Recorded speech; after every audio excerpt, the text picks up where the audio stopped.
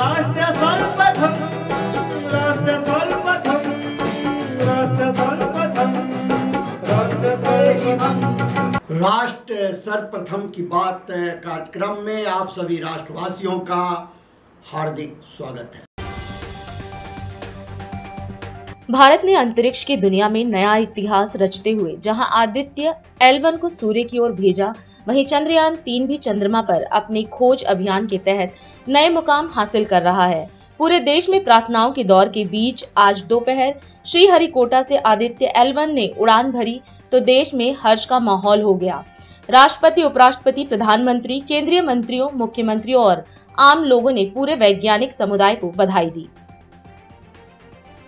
अंतरिक्ष में भारत की सफल यात्रा जारी, आदित्य L1 की लॉन्चिंग पर बोले पीएम मोदी, हमारे वैज्ञानिकों के अथक प्रयास जारी रहेंगे।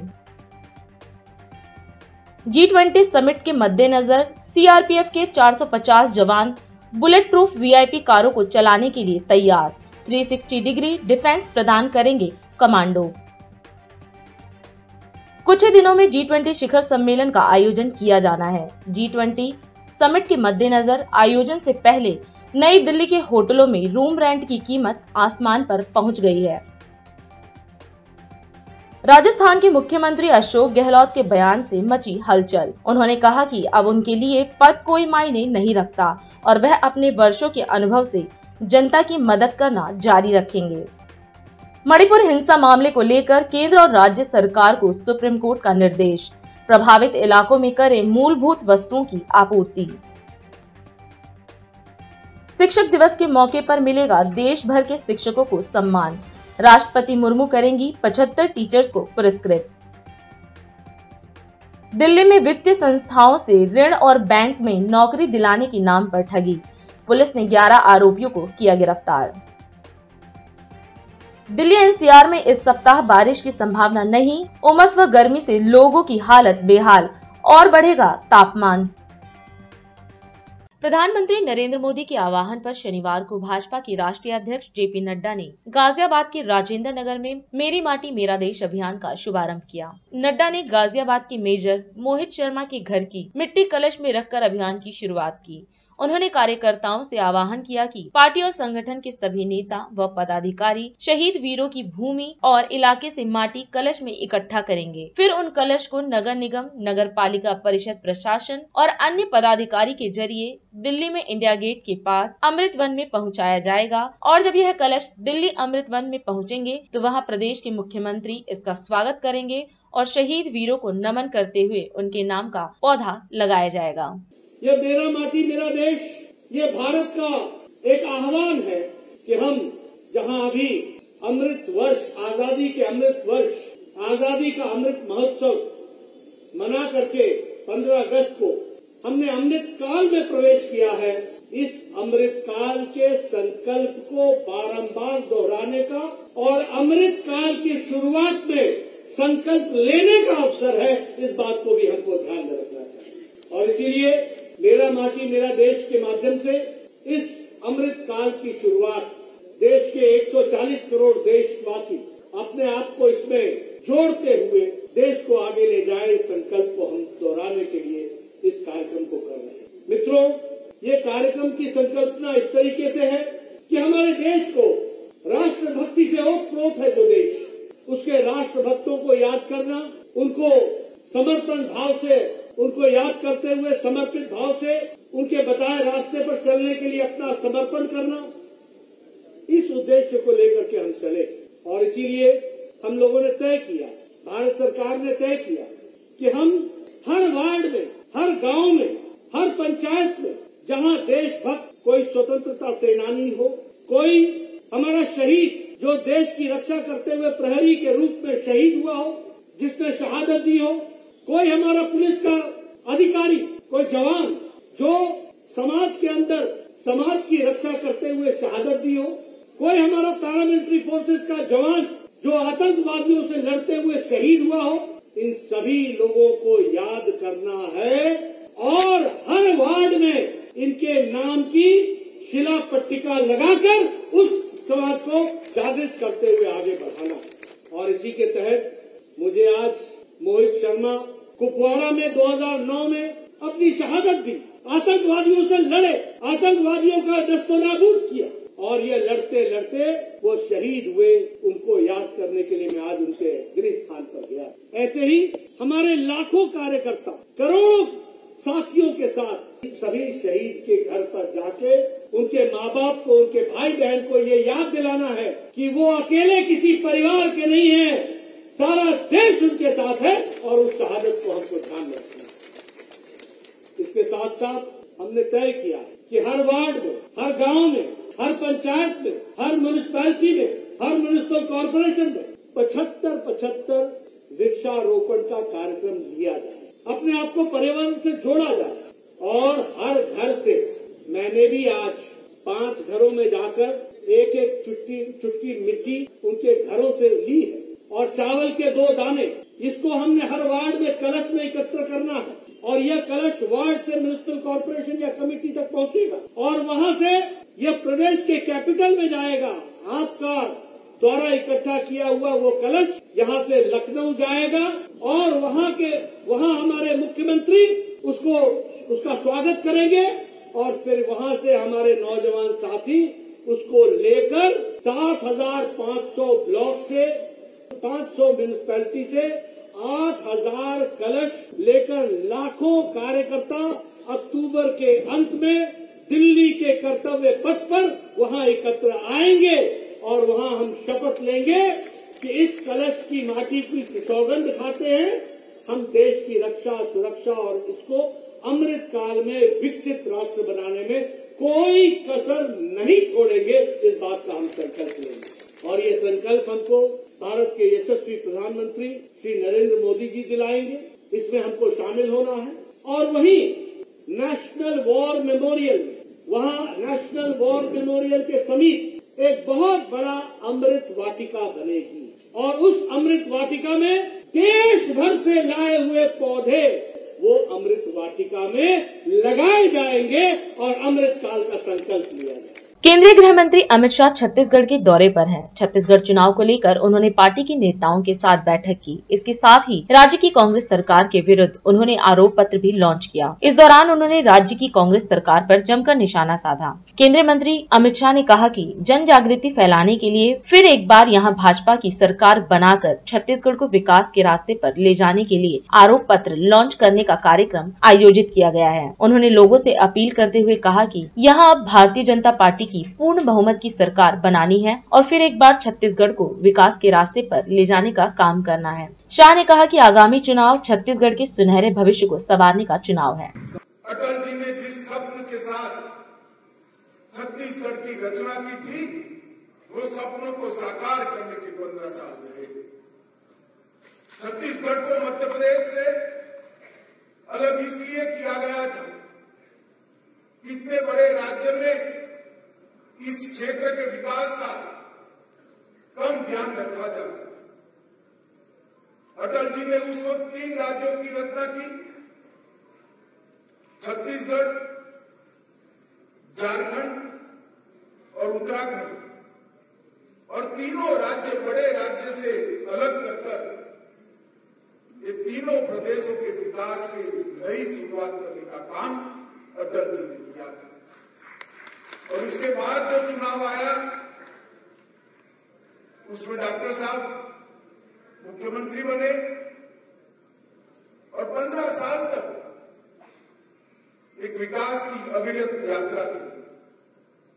2014 से मोदी जी देश के प्रधानमंत्री बने और 14 से 24 तक छत्तीसगढ़ को निखारने के लिए हमने बहुत सारे प्रयास किए।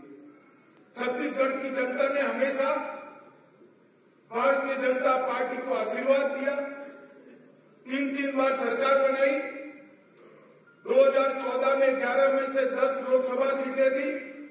2019 में हमने 11 में से 9 सीटें जीती और मुझे पूरा विश्वास है कि 23 के चुनाव जीतने के बाद 24 में 11 की 11 सीटें फिर से मोदी जी के नेतृत्व में फिर से एक बार केंद्र में मजबूत भारतीय जनता पार्टी की एनडीए की सरकार बनेगी परंतु उसके पहले छत्तीसगढ़ में पूर्ण बहुमत की भारतीय जनता पार्टी की सरकार है। और फिर एक बार छत्तीसगढ़ का विकास का रास्ता विकास के राजमार्ग पर चढ़ाने का काम छत्तीसगढ़ की जनता को करना है। छत्तीसगढ़ की जनता को मैं कहने आया हूं, आगामी चुनाव छत्तीसगढ़ के सुनहरे भविष्य को संभालने का चुनाव है। छत्तीसगढ़ के विकास के रास्ते छत्तीसगढ़ का भला कर सकते हैं केवल और केवल भारतीय जनता पार्टी की सरकार, जो नरेंद्र मोदी नेतृत्व में डबल इंजन की सरकार के रूप में बनकर यहाँ पर फिर से एक बार विकास की बयान लाई। मित्रों, छत्तीसगढ़ को अटल जी ने बनाया, छत्तीसगढ़ को भाजपा ने संवारा और मैं आज कहने आया हूं कि भ्रष्टाचार, घोटालों और अत्याचार से छत्तीसगढ़ को भाजपा ही बचा सकती है। 15 साल इस प्रदेश में हमने एक अच्छी सरकार, छत्तीसगढ़ के विकास को पटरी पर चलाने का काम भारतीय जनता पार्टी। मैं आज छत्तीसगढ़ की जनता को वादा करने आया कि एक बार फिर से कमल फूल के हाथ में सत्ता की स्वीकृति दीजिए।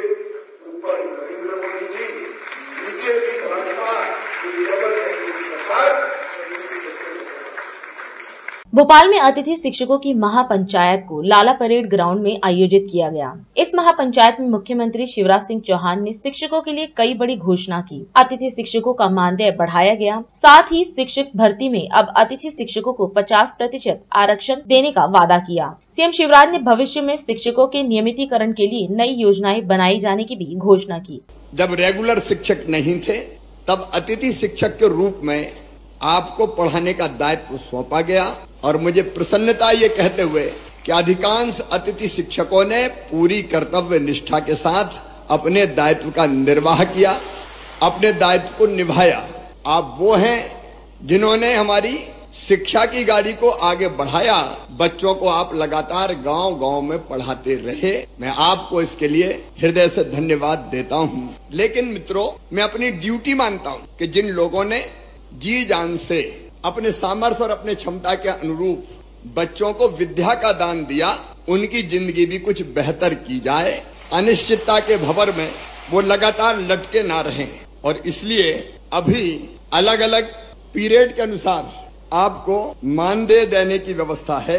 अब ये पीरियड के हिसाब से नहीं होगी, अब महीने के हिसाब से मानदेय की व्यवस्था होगी। और मानदेय भी जो हम तय कर रहे हैं, वर्तमान जो होता है, अतिथि शिक्षक वर्ग 1 9,000, इसके स्थान पे 18,000 रुपया दिया जाएगा। अतिथि शिक्षक वर्ग 2 7,000, उसकी जगह 14,000 और 3 को 5,000 की बजाय 10,000 रुपया ये मानदेय किया जाएगा। और तो अब बीच में कोई भी गैप नहीं होगा, एक बार अनुबंध हो गया तो पूरे साल चलेगा। लेकिन इसके साथ साथ अब इस अनिश्चितता के भंवर से निकालने की भी एक परमानेंट कोई योजना बनानी पड़ेगी और इसलिए हम एक शिक्षकों की भर्ती में अभी तक अतिथि शिक्षकों को केवल 25% का आरक्षण था, अब 50% बढ़ा के किया जाएगा। क्योंकि जो पढ़ा रहे, जो अनुभवी है, वर्षों का व्यवहारिक ज्ञान जिनको है, अगर वो भर्ती होंगे तो मैं समझता हूं कि वो बेहतर ढंग से बच्चों को पढ़ा सकेंगे। और ये व्यवस्था अगली भर्ती से ही जैसे होती है तत्काल हम लागू करने का काम करेंगे। और अतिथि शिक्षकों को उच्च शिक्षा विभाग के अनुसार प्रतिवर्ष 4 और अधिकतम 20 अंक बोनस के रूप में ये प्रदान किए जाएंगे ताकि अधिकतम उनका चयन हो सके, उनका सिलेक्शन हो सके। आप पढ़ाने का काम कर रहे हैं लेकिन पूरे मान और सम्मान के साथ पढ़ाएं। एक मैं ये भी तय कर दूंगा कि जैसे नियमित पढ़ाने वालों को वेतन मिलता है, अब चूंकि वेतन तय हो गया है, मानदेय तय हो गया है, इसलिए निश्चित महीने की 1 तारीख 1 या 2 3 4 जो भी होती है उसमें सबको मानदेय मिल जाए, भटकना ना पड़े, परेशान ना होना पड़े, ताकि इनके घर की गाड़ी भी चल सके, परिवार को भी ये ढंग से देखने का काम कर सके। और एक मैं गुरुजियों की तरह एक योजना बनाऊंगा कि जिसमें पात्रता परीक्षा लेके भी हम अतिथि शिक्षकों को नियमित करने की दिशा में आगे बढ़ सकें। जब गुरुजी के लिए किया है तो उनके लिए भी हम सोच सकते हैं। केवल जो आरटीए के अंतर, आपको पता है शिक्षा का जो कानून है आरटीई, उसके अंतर्गत डीएड बीएड वाली जो बाध्यताएं हैं वो हम रिलैक्स नहीं कर सकते क्योंकि वो केंद्रीय कानून है। लेकिन उसको छोड़ के मेरी इच्छा है कि तुम सब नियमित हो जाओ, ढंग से पढ़ाओ, बच्चों को ढंग से पढ़ाने के मामले में और हर संभव सहयोग करने के मामले में हम पीछे नहीं रहेंगे। अभी समय है एक ब्रेक का, हम चलते हैं ब्रेक पर। आप कहीं जाए नहीं, छोटा सा break. Powered by Kamal Buildtech Private Limited, fulfilling promises. With our professional team and experience of delivering projects, in past we guarantee you peace of mind and top quality work in an affordable price. राष्ट्र सर्वप्रथम की बात कार्यक्रम में break के बाद एक बार फिर आप सभी राष्ट्रवासियों का स्वागत है। गोरखपुर में 629 करोड़ की 195 विकास परियोजनाओं का लोकार्पण व शिलान्यास कार्यक्रम का आयोजन किया गया। इस अवसर पर मुख्यमंत्री योगी आदित्यनाथ भी कार्यक्रम में मौजूद रहे। इन परियोजनाओं के जरिए ग्रामीण क्षेत्रों में घर घर पेयजल की आपूर्ति की जाएगी। कार्यक्रम को संबोधित करते हुए सीएम योगी ने गोरखपुर की जनता को बधाई दी। उन्होंने कहा कि नए भारत का नया उत्तर प्रदेश नई ऊर्जा के साथ उभरता हुआ नजर आ रहा है। उन्होंने कहा कि हर घर जल की जिन योजनाओं का शिलान्यास हुआ है वे केवल योजनाएं नहीं हैं, बल्कि पुण्य का काम है। आज सैकड़ों करोड़ रुपए की परियोजनाओं का लोकार्पण, जिनमें सड़कों का भी है और पेयजल का भी है, इनके शिलान्यास का कार्यक्रम और लोकार्पण का कार्यक्रम यहां संपन्न हुआ है। इसके लिए मैं गोरखपुर के मतदाताओं को, गोरखपुर के सभी माननीय जनप्रतिनिधियों को हृदय से बधाई देता हूं, अपनी शुभकामनाएं देता हूं। नए भारत का नया उत्तर प्रदेश और नए उत्तर प्रदेश का नया गोरखपुर विकास की एक नई आभा के साथ प्रदेश, देश और दुनिया के अंदर चमकता हुआ नजर आ रहा है। भाइयों बहनों, ये केवल एक योजना नहीं है, ये केवल पानी पिलाने की योजना, पानी शुद्ध पेयजल उपलब्ध करवाना हमारी भारतीय संस्कृति में ये पुण्य का कार्य माना जाता था। लोग प्याऊ लगाते थे जगह जगह, लेकिन आज देश के यशस्वी प्रधानमंत्री जी के कारण हर घर नल की योजना और हर घर नल की योजना में भी पानी ऐसा जैसा शुद्ध आरओ का पानी, जैसे बोतल का पानी आप देखते होंगे दुकानों में, उससे भी शुद्ध पानी अगर कोई मिल सकता है तो वह यह हर घर नल योजना के माध्यम से प्राप्त होने की प्रक्रिया लगभग आधे से अधिक संपन्न हो चुकी है उत्तर प्रदेश राज्य में। और उसी योजना के एक बड़े कार्यक्रम को आज शिलान्यास करके आगे बढ़ाया जा रहा है। पेयजल की योजना उत्तर प्रदेश के अलग अलग भागों के लिए उसका अपना महत्व है। बुंदेलखंड में पानी नहीं था, वहां सभी 4000 गांवों में शुद्ध पेयजल की आपूर्ति की व्यवस्था लगभग फाइनल हो चुकी है। यानी वहां पे जितनी आबादी है वहां पे हर घर तक शुद्ध पेयजल पहुंच रहा है। याद करिए, वहां पर पहले ट्रेन से पानी पहुंचाया जाता था। माताओं बहनों को वहां पर 5-5 किलोमीटर दूर तक अपने सिर में गगरी ला करके पानी लाने के लिए मजबूर होना पड़ता था। हमारे पूर्वी उत्तर प्रदेश में पानी की कमी नहीं, लेकिन शुद्ध पेयजल की आपूर्ति हो, इसके लिए आवश्यक था कि इस प्रकार की व्यवस्था लागू हो। इंसेफ्लाइटिस का एक्यूट इंसेफ्लाइटिस सिंड्रोम, एईएस की जो बीमारी है उसके पीछे अशुद्ध जल भी है। इस अशुद्ध जल से मुक्ति दिला करके लोगों को शुद्ध जल की आपूर्ति हो और इंसेफ्लाइटिस का उन्मूलन हो, इसी क्रम में इसकी उपयोगिता पूर्वी उत्तर प्रदेश के लिए बहुत महत्वपूर्ण था। और आज मुझे प्रसन्नता है जब एक तरफ इंसेफ्लाइटिस के उन्मूलन को अंतिम चरण में हम लोग लेकर के चल रहे हैं, वहीं शुद्ध पेयजल हर घर नल तक पहुंचेगा। यह उस योजना का ही एक अगला सोपान है। और भाइयों बहनों, उसी सोपान को अमली जामा पहनाने के लिए आज गोरखपुर के माननीय जनप्रतिनिधियों के साथ मैं और जल शक्ति मंत्री और विभाग के अधिकारी आपके बीच में यहां पर आए हैं। मैं आज 629 करोड़ रुपए की इन परियोजनाओं के लिए, जिसमें गोरखपुर महानगर की भी परियोजना है और साथ साथ गोरखपुर जनपद की पेयजल की 197 परियोजनाओं के साथ साथ अन्य सड़क मार्गों की परियोजनाएं भी हैं। इन सभी परियोजनाओं के लिए अपने सभी जनप्रतिनिधियों का अभिनंदन करता हूं। आज मुख्यमंत्री पुष्कर सिंह धामी ने राज्य में दिसंबर में प्रस्तावित ग्लोबल इन्वेस्टर समिट 2023 का लोगो और वेबसाइट को लॉन्च किया। इस दौरान मुख्यमंत्री ने कहा कि इन्वेस्टर समिट राज्य के लिए बेहतर अवसर है। उन्होंने कहा कि सरकार राज्य में निवेश को प्रोत्साहित करने के लिए संकल्पित होकर कार्य कर रही है। सीएम ने कहा कि उद्यमियों के हितों का पूरा ख्याल रखा जाएगा। यह इन्वेस्टर समिट पूरे राज्य और सभी विभाग के लिए महत्वपूर्ण है। यह एक बड़ा अवसर है, इसका अधिकतम लाभ लेना होगा। मैं सबसे पहले तो आप सबका यहाँ पहुँचने पर आप सभी लोगों का अपनी ओर से आप सभी का स्वागत करता हूँ कि आप लोग बहुत ही महत्वपूर्ण कार्य के सहभागी बनने जा रहे हैं। पूरे राज्य की इन्वेस्टर समिट है, इसमें सारे विभाग जुड़े हुए हैं और सारे राज्य के ही इन्वेस्टमेंट के क्षेत्र में इसमें काम होना है। सभी विभागों का इसमें अपना अपना अलग अलग योगदान है, अपनी अपनी भूमिका है। उसी प्रकार से आप सब लोगों की भी, क्योंकि आज लोगो वेबसाइट लॉन्च हो रही है, हमारे सामने राज्य की जो आकांक्षाएं हैं, जो आशाएं हैं और एक बहुत बड़ा अवसर हमारे राज्य के लिए है कि इस इन्वेस्टर समिट को पूरी तरह से हम एक अवसर के रूप में इसका अधिकतम लाभ लें। तो आप लोगों की भूमिका बड़ी महत्वपूर्ण इसलिए हो जाती है कि अब इसमें बहुत सारी चीजें लिखी जानी होंगी, आगे बहुत सारे लोगों को बताया जाना होगा और बताने का काम, उनको कहीं न कहीं इधर लाने का काम भी बहुत बड़ा महत्वपूर्ण काम आपके माध्यम से होना है। जैसे हमने कहा कि इंडस्ट्री समूह के सारे लोग जिनकी इंडस्ट्रियां यहाँ चल रही हैं, वो सारे लोग हमारे ब्रांड एम्बेसडर हैं और उनको ब्रांड एम्बेसडर मानते हुए हमने कोशिश करी कि उनके साथ जितने भी हमारे संवाद हुए हैं, उन संवादों में जो भी बातें उनके द्वारा रखी गई, उसमें 99% बातों को हमने कहीं न कहीं समाधान किया है या उसके लिए उस चीजों को आगे बढ़ाया है और उनके अंदर पूरा एक संतुष्टि का भाव भी आया प्रदेश के अंदर निवेश को लेकर और प्रदेश के अंदर नए इन्वेस्टमेंट को लेकर लोगों में बना है। और एक बड़ी संख्या में मैं आपको बताऊं कि जो उद्योग हमारे यहाँ पहले से स्थापित हैं, उन उद्योग समूह के लोगों ने भी हमको कहा है कि हम अपना ही एक्सपेंशन कर देंगे और वह भी मुझे लगता है कि 15 से 20 हजार करोड़ के बीच का होने वाला है। इसके लिए हमने बहुत सारे नियमों का प्रावधान भी किया है, बहुत सारी नीतियों में संशोधन भी किया है, नई नीतियों को भी हम लेकर आए। यानी कि हेतु हमारा है कि हर प्रकार से राज्य के अंदर उद्योग आए। उद्योग आएंगे तो जो हमारे प्रदेश के अंदर रोजगार की दृष्टि से भी और राजस्व प्राप्ति की दृष्टि से भी और देश की तरक्की में भी एक बड़ा योगदान हम राज्य के अंदर से दे पाएंगे।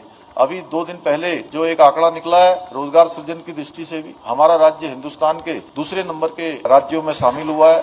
ये हम सब लोगों के लिए एक उत्साहजनक है कि इस प्रकार से आंकड़े आ रहे हैं और भारत के हर क्षेत्र में आज उत्तराखंड का नाम कहीं न कहीं आ रहा है। और हिमालयन राज्यों की श्रेणी में तो हम पहले नंबर पर अभी आए, विकास सूचकांक की तैयारियों में दूसरे नंबर पर आए हैं और देश के अंदर हम 8वें स्थान पर आए हैं। इसी प्रकार से अभी कर्तव्य पथ की जब परेड हुई थी, उस परेड में हमारी झांकी पहले नंबर की झांकी आई।